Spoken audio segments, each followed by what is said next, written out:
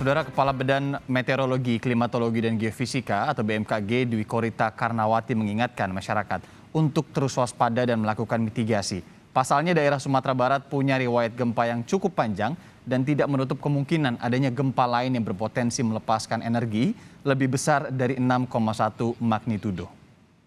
Saya kembalikan. Gempa yang terjadi kemarin merupakan jenis gempa dangkal akibat adanya aktivitas sesar Sumatera sejak tahun 1835. Setidaknya ada 9 kali gempa dengan kekuatan besar yang mengguncang Sumatera Barat akibat aktivitas sesar Sumatera. Sesar Sumatera membelah Pulau Sumatera mulai dari Lampung hingga Banda Aceh. Di wilayah Sumatera Barat setidaknya ada 7 segmen patahan aktif sesar Sumatera. Salah satunya adalah segmen Angkola yang bagian selatannya berada di wilayah Pasaman.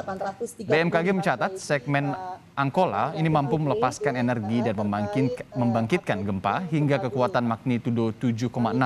Oleh karenanya BMKG mengingatkan masyarakat untuk tetap waspada dan terus melakukan mitigasi dalam penataan bangunan. Jelas Pak Suko, kurang kencang Hari suaranya ini Pak.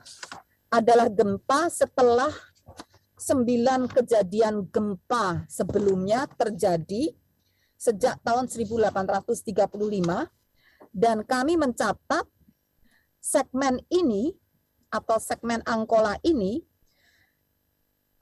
mampu melepaskan energi dan membangkitkan gempa hingga kekuatan 7,6. Hari ini masih 6,2 yang kita update menjadi 6,1. Artinya belum sepenuhnya terlepas. Kita akan membahas mengenai kondisi gempa di Pasaman Barat dan juga prediksi gempa besar 7,6 magnitudo bersama dengan Kepala Badan Meteorologi, Klimatologi, dan Geofisika BMKG, Dwi Korita Karnawati. Bu Dwi, selamat pagi. Selamat pagi, Mas Ir. Assalamualaikum warahmatullahi wabarakatuh. Waalaikumsalam warahmatullahi wabarakatuh. Semoga kondisinya sehat ya, Ibu ya. Insya Allah, Sebelum makasih. kami atau kita membahas terkait dengan potensi 7,6 magnitudo di Sumatera ini, Bu, barusan juga terjadi gempa nih, Bu, 5,1 kalau informasi dari BMKG yang masuk ke kami di Bengkulu ya, Ibu ya. Ini bisa di-update dulu mungkin kondisinya, Ibu. Nah, ini yang kami rekam dari seismograf. Gempa 5,1 terjadi hari ini pukul 6. Jadi magnitudonya 5,1. Terjadi hari ini pukul 6 lebih 58 menit 7 detik di pada posisi 77 km barat laut Enggano Bengkulu dengan kedalaman 18 km dan dirasakan di kota Bengkulu dengan intensitas guncangan 2 hingga 3 skala NMP. Demikian. Dan ini kalau kita lihat memang di sepanjang pantai Bengkulu ini terlihat dari analisis kami terlihat terasa guncangan dengan itu tadi skala intensitas 2 sampai 3 NMP. Terima kasih. Oke, tidak berpotensi tsunami juga ini, Ibu, kalau kita lihat apa yang harus yang harus diperhatikan masyarakat terkait dengan gempa yang baru saja terjadi ini, Bu? Nah, kami mohon ya karena wilayah Sumatera Barat, Bengkulu ya, ini memanjang sampai ke utara dan juga ke selatan, itu merupakan wilayah zona sesar aktif ya. Oke. Baik yang ada di darat ataupun di laut ya, ataupun di megatrust. Sehingga mohon untuk itu tadi menyiapkan diri sebelum kejadian gempa. Saya rasa mereka sudah berlatih ya bagaimana harus mencari perlindungan baik di dalam rumah atau segera keluar rumah dan menyiapkan konstruksi bangunan rumahnya agar memenuhi standar bangunan tahan gempa.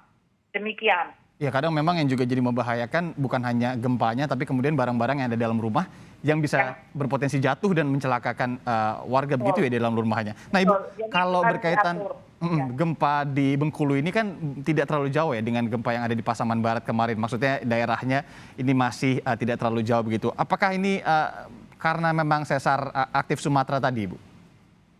Ini lokasinya beda, ini di laut. Jadi lokasinya di laut. Kalau yang kemarin itu di darat. Jadi patahan yang bergerak itu berbeda. Ya. Tapi ini terpengaruh yang kemarin atau sebenarnya ini beda lagi, Bu? Kami lihat ini berbeda, Pak. Oke. Jadi tidak sama ya, tidak berpengaruh dari yang kemarin. Oke Ibu, kita masuk ke potensi 7,6 magnitudo ini Bu. Ini tidak main-main juga ya. Anda kemarin menyebutkan bahwa segmen Angkola di Sumatera Barat berpotensi melepaskan energi dari gempa yang berkekuatan magnitudo 7,6. Ini faktornya apa Bu yang bisa memicu gempa sebesar itu terjadi? Jadi kita semua telah mengetahui bahwa Indonesia ini kan wilayah tektonik aktif ya. Ya. Jadi akibat dari tumbukan-tumbukan lempeng yang digerakkan oleh astenosfer ataupun akibat dari pergeseran batuan penyusun kerak bumi ini, terutama yang bergeser itu adalah sepanjang Sumatera bagian barat, memanjang dari selatan atau tenggara ke arah utara atau timur laut.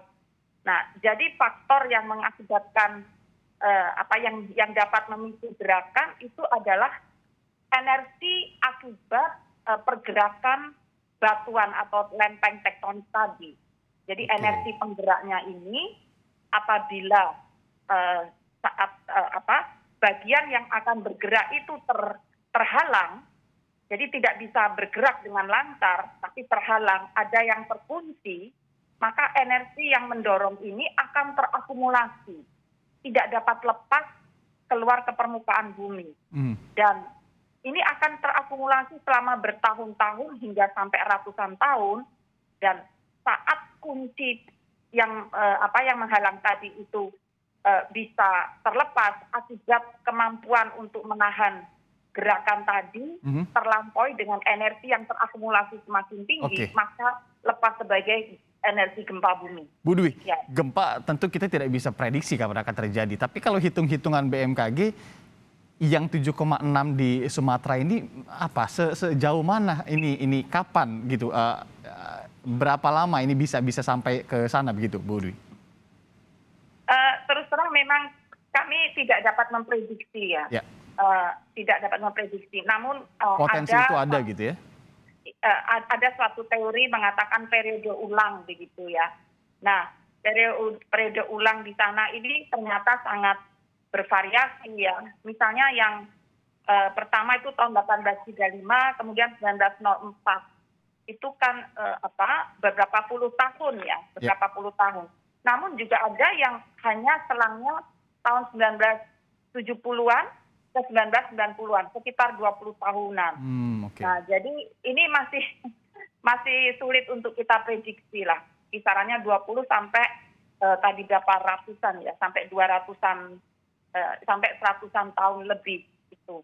Tapi setidaknya ini ya karena kesulitan untuk memprediksi, lebih baik kita melakukan mitigasi kesiapan betul. Seandainya bergerak sewaktu-waktu. Demikian. Nah, Ibu kalau terkait dengan 7,6 magnitudo ini terkait dengan sesar Sumatera tadi, daerah mana yang diperkirakan selain Sumatera Barat begitu yang berpotensi terjadi gempa dengan magnitudo besar selanjutnya? Ya, yaitu di sepanjang ini tadi, di sepanjang Sumatera Barat itu misalnya di situ ada beberapa patahan ya, patahan Sianok, kemudian patahan Barumun, ada patahan Angkola. Jadi daerah-daerah yang berada di sekitar daerah tersebut ya. Jadi misalnya di Padang, di Bukit Tinggi ya, di wilayah-wilayah yang dilewati oleh patahan Angkola, patahan Barumun dan patahan Sianok tadi. Nah, terkait patahan-patahan ini potensinya di kedalaman dangkal atau bagaimana Ibu? Karena kalau kita lihat kemarin ya, kedalaman 10 km begitu dangkal. Memang luar biasa efeknya, ini gempanya sebentar saja, tapi kerusakannya hingga 410 rumah yang dicatat oleh BNPB.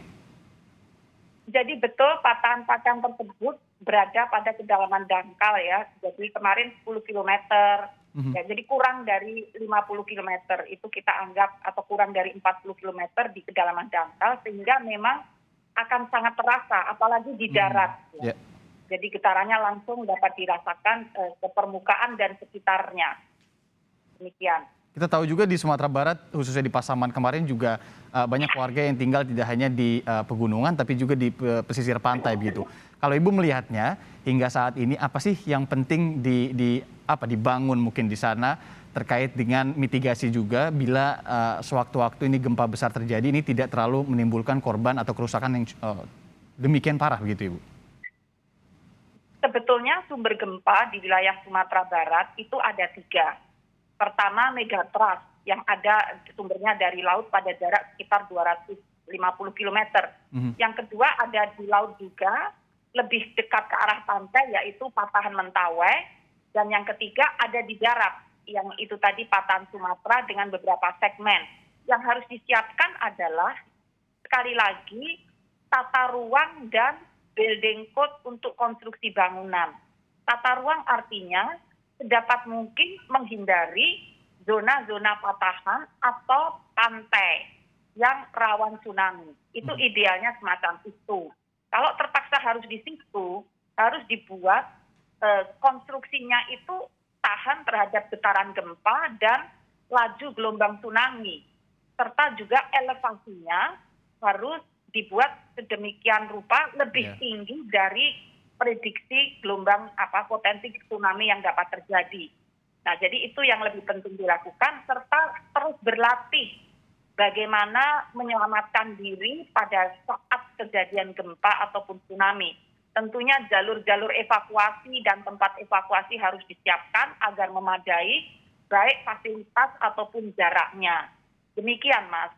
Ibu, terkait dengan tidak bisa memprediksi gempa ataupun bencana lainnya, tentu kita juga menopang atau berharap banyak begitu ya kepada laju informasi yang kemudian cepat dan bisa digunakan oleh masyarakat untuk mengantisipasi ataupun memitigasi bencana. Hingga saat ini, bagaimana Bu koordinasi, komunikasi antara pihak-pihak terkait termasuk BMKG dengan mungkin pemerintah daerah sebagai ujung tombak yang bisa memberikan alarm begitu kepada masyarakat? Apa yang masih harus diperbaiki? Nah, untuk saat ini, apabila terjadi gempa ataupun tsunami, secara otomatis dari BMKG pusat akan mengirimkan informasi ataupun peringatan dini. Kalau untuk gempa bumi dalam waktu kurang lebih 3 menit ya, atau kurang dari 3 menit, antara 3 sampai kurang. Nah, kalau untuk tsunami dalam waktu kurang dari 5 menit. Nah, jadi yang kami upayakan untuk disempurnakan, ditingkatkan adalah kecepatan tadi. Yang saat ini 3 menit, kami upayakan untuk ditingkatkan menjadi 2 menit. Ya, misalnya itu untuk info gempa. Yang saat ini 4 menit, kita tingkatkan menjadi kurang dari itu untuk tsunami. Nah, selain itu, informasi itu pun juga kalau sudah sampai di daerah, itu sampainya di pemerintah daerah, di kabupaten atau di kota. Yang meneruskan ke masyarakat adalah pemerintah daerah melalui BPBD. Nah, kadang terjadi dari BPBD setelah menerima dari BMKG untuk meneruskan ke rakyat, ke masyarakat, itu terkadang ada kendala, misalnya sinyal komunikasi. Jadi misalnya pada roboh BTS ya, atau listrik mati. Sehingga masyarakat yang terkena itu justru tidak mendapat informasi. Karena fasilitas di sana rusak. Nah, ini yang harus ditingkatkan, dibutuhkan sarana komunikasi melalui satelit yang ternyata itu sangat mahal. Nah, hal inilah yang sedang kami upayakan bersama Kementerian Kominfo untuk menyiapkan sarana-sarana yang tangguh apabila roboh karena gempa, ada backup yang misalnya menggunakan satelit yang umumnya akan lebih kuat, lebih tangguh dibandingkan sarana-sarana lain yang ada di darat. Oke, Ibu. Terakhir Ibu, ini terkait dengan sarana, kalau tadi kita tahu juga ya bahwa di seluruh wilayah di Indonesia ini sinyal juga masih belum merata, kemudian ini jangan sampai karena kendala sinyal masyarakat telah mendapatkan informasi. Bu, kalau sarana lain misalkan terkait dengan potensi tsunami begitu, tidak akan bisa dipasang misalkan alarm-alarm yang memang seperti bisa membuat suara dan membuat masyarakat ini aware begitu? Betul. Nah, itu sirine sudah terpasang puluhan ya. Saat itu dipasang oleh Badan Nasional Penanggulangan Bencana, kemudian dihibahkan oleh pemerintah daerah. Nah, persoalannya adalah pemeliharaan sirine itu tampaknya terlalu mahal bagi daerah.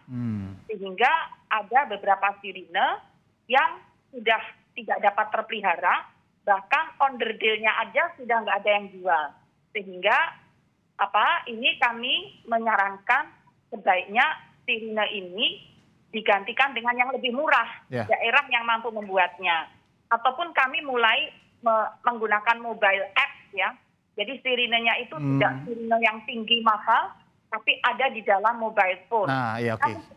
Namun sekali lagi kalau sinyal putus ya tidak akan berbunyi. Sama saja ya. Iya benar. Ya, Oke. ya. Karena memang ya kita harapkan juga itu bisa dipahami oleh pemangku kepentingan juga, karena ini nanti efeknya pasti akan lebih besar daripada ketimbang untuk menservis ataupun memperbarui onderdil daripada sirine-sirine tadi. Kalau memang kejadian misalkan kita tidak inginkan, tentu ya kita tidak harapkan Betul. kejadian kemudian gempa ataupun tsunami ini melanda ke masyarakat, pastikan yang akan dikeluarkan juga akan lebih besar lagi. Ibu Dwi Korita Karnawati, Kepala BMKG, terima kasih pagi ini sudah mau meluangkan waktu bersama Sapa Indonesia Akhir Pekan.